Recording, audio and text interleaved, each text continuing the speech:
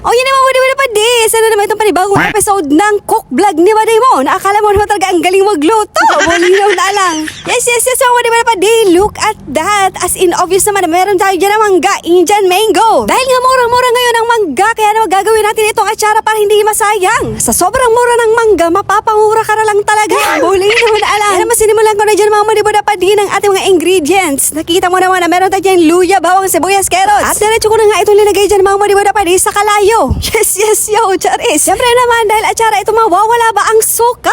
At nilagyan ko nga rin ito ng sugar daddy kasi atsara nga ito. Tangibility lang yan mga manibada pa di kasi you know naman, wala tayo dito mga measurements. At para makumpleto na ang lahat ng ito, sinunod ko na dyan ang lastly, ang paminta. Para naman hindi siya masyadong maasim, nilagyan ko ito ng diit lang, konti lang na tubig. Ang mahirap talaga magtagalog pag hindi ka tuod. Bolinaw na lang. Hinalo-halo ko na ito para mag-collaborate to each other na ang mga ingredients na ito.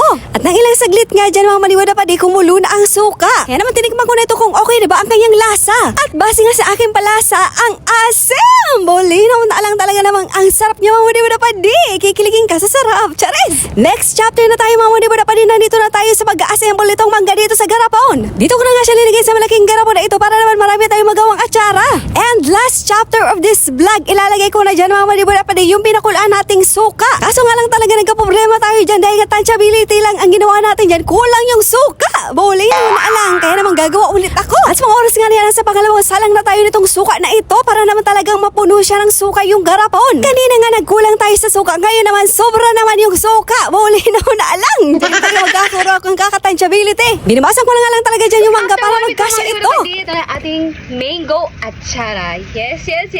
Ito play na natin siya. Siyempre masarap ito kasi ako ang gumawa. Charot. Amoy pa lang niya talaga mga di ba pa din. Nakakatakam na. So meron siyang mga luya, carrots sa ibabaw.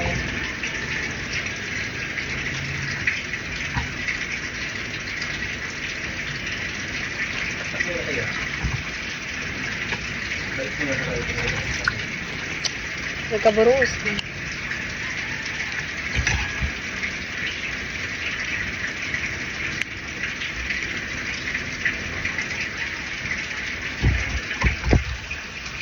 So, ang hirap niyang kunin mga malibura pa di kasi nasa ilalim yung mangga. At yung mga nasa ibabaw is yung mga luya.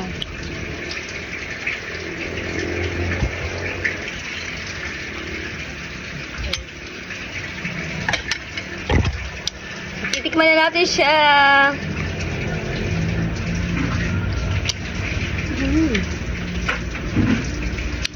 Ang sarap.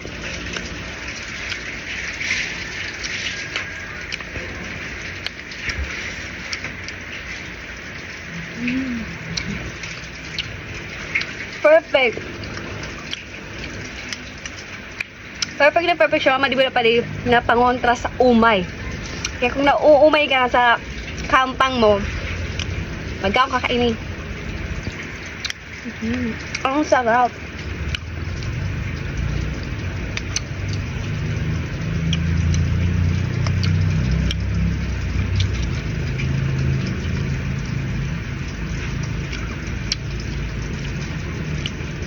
Ito yung luya. Carrots.